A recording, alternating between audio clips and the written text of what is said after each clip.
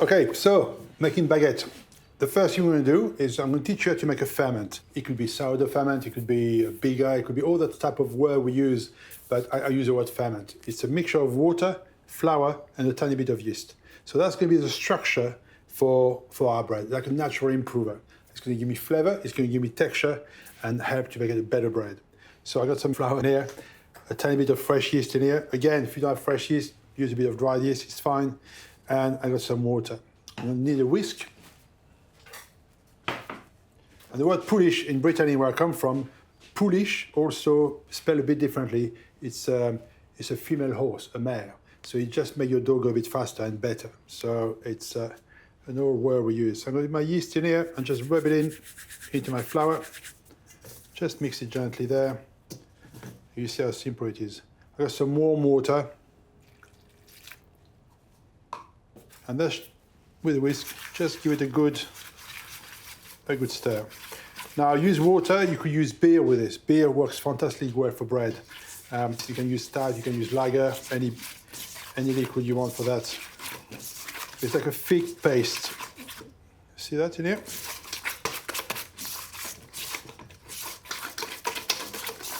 So make sure it's properly mixed. I will do. Remove the whisk. And what you don't want to do is to leave it like that. We need to tidy up. So use your scraper again. And then go around the side of your bowl and make all this nice and tidy. So the ferment is all together. Okay, so our Polish is ready, is made now. We need to let it rest.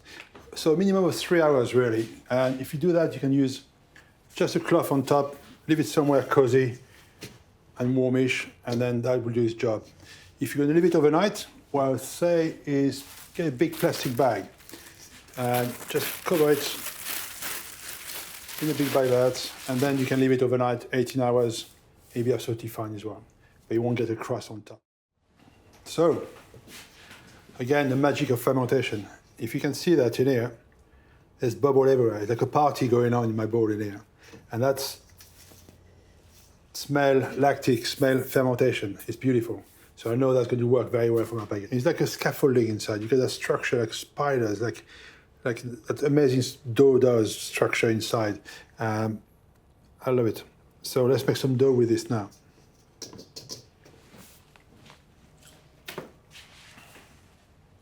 So the first thing I'll do is I get my mixing bowl in here. And I put my water first. And I use cool water for a mixer. When I do it by hand, warmish water is fine, but in a mixer, always cool, because the mixer generates quite a lot of heat. So cool water at the bottom of the bowl. And then we're going to put the Polish on the top. So I get my scraper and scrape that beautiful mixture on the top. You can really, really smell it. It's amazing. So take all that goodness out of the bowl, scrape every little bit as much as you can.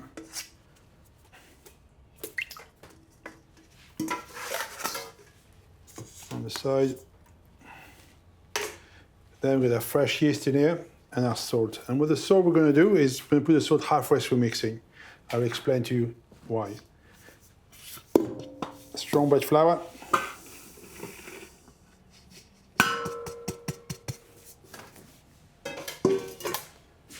Our fresh yeast. Again, I just break it down a tiny bit, like that, that's all. And then we put the mixer on. So like we did by hand, the first part of mixing the dough, even with the mixer, is always slow speed. So what I want is really to blend those ingredients properly into my bowl. And then keep an eye on it so I know I didn't make any mistake weighing my ingredients. So I'm going to go on slow speed first, which is about number 2 speed. And of course, leave the bowl. So again, that's called the phrasage. Slow speed on the mixer, blend all your ingredients together. You can see if you need any more water, depending on what flour you use, but usually you should be fine. So it's about 4 minutes like that. If you get the same discipline every time, then you get consistency on your bread.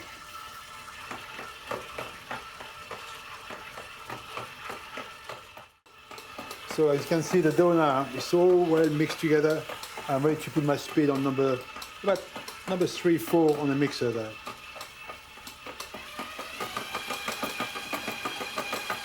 And about 5 minutes, we add the salt to it.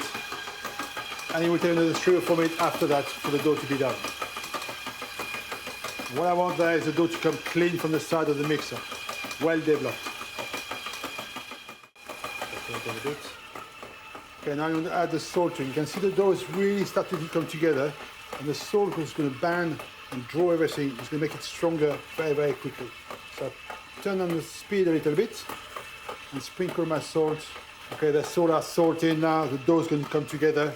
Another 2 or 3 minutes, and we should be ready. I'm going to put the speed back up. And my dough is nearly, smell it, beautiful. Okay, so the dough is ready now. The dough is flapping, not sticking at all. Done. Okay, so let's have fun. So unhook it, but still you got kind of a sticky dough in there. So again, crucial, don't add flour to the table, not now. And tip the dough over onto the table. You can't put this straight into a bowl. You need to give it shape. Give the dough some shape first. Put this away. And now, if you look at this in here, if you don't understand how dough works, there's no top, there's no bottom, there's no shape. The dough will go everywhere. We need to give some structure to that dough. So the way we'll do it is take our scraper and just walk the dough a tiny bit. Just make it walk on the table. Move your legs a little bit. And look, very quickly, the dough is taking shape. And the only thing we're going to do now is a few quarter turn. Just bring the dough together.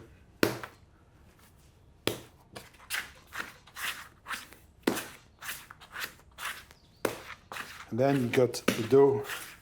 You can see the air pocket in there. Just a few flap. A nice top that doesn't stick to this. This can go on rest now. And the way we do this, again, light dust in the flour. Take your dough upside down. Quick fold. Just a few, 2 or 3, 4 or 5. Here we go. And then the dough goes in the bowl. And that's going to rest now 2 hours until it really doubles in size and volume. You could leave it overnight in the fridge too, but for today, that's what we're going to do. My dough has been resting for 2 hours, very slowly. So let's have a look at this dough. Take the cloth off. Here's my dough. Look at this. Beautiful, nice, bouncy. It's full of life. You can feel it. It's amazing what good dough is like. If it's dead dough, it's like heavy, done, there's no life into it. You can see there's bubble everywhere. It's dying to make something good with this. So, to make our baguette, to shape them properly, before we shape, we need to divide properly. So I'm going to show you a quick way of doing this. Very simple. So we'll put a tiny bit of flour on the table, just like that. And tip the dough down in one go.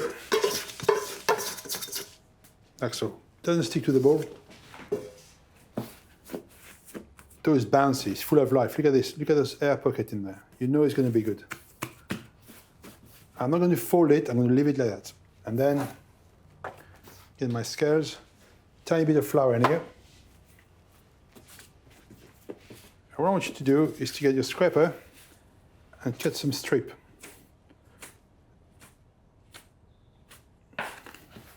First one. Put your hand there, and we're going to do about 250 gram pieces. 205. Tape it on top. Perfect. Leave the dough with your scraper, and leave the top of the dough underneath, and your sticky side up, with the extra bits on top. So try to get better for the next one. Your scraper is your best friend. Always use it for moving the dough, doing anything with it. Should we keep this on? Perfect. Extra bit in here. So my dough is divided. I know exactly which one was number one. So when I start working, I can work with the first one and follow the line all the time. So if you have 20 baguettes, 30, 40, you always start with the one you divided first, so they all have the same resting time. So first I'm going to get some tray ready with some couche on top.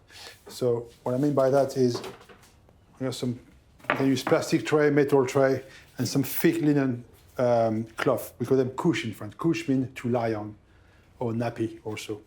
And what I do is just put a little fold on this, like so, and the baguette is going to lie into it with a little fold between each one. And then we're going to start shaping it. So first thing I do, flatten it up a tiny bit, and this hand we just do this, folding the dough over my thumb.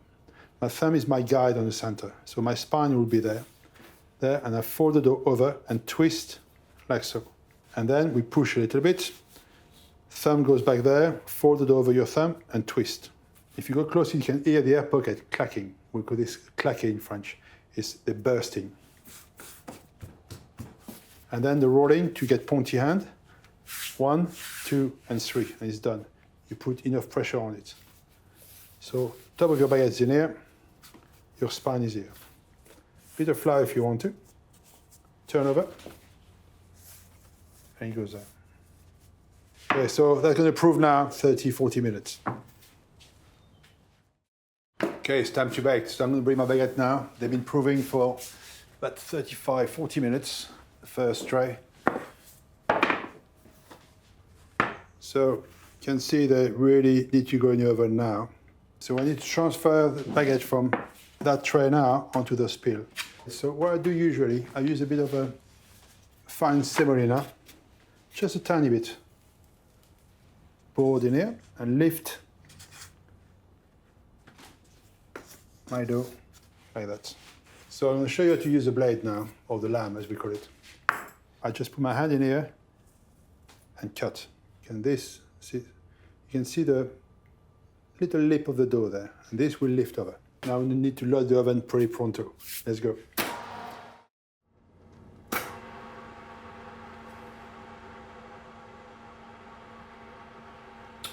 So what I've done there is open the door of the oven a tiny bit. So it's slightly ajar, so the steam escapes from the oven. And what's happened there, we're going to bake on dry heat for the last 3 or 4 minutes. This will give me a much better crust on my bread. Oh, the smell coming off, amazing, amazing, amazing. Look at this.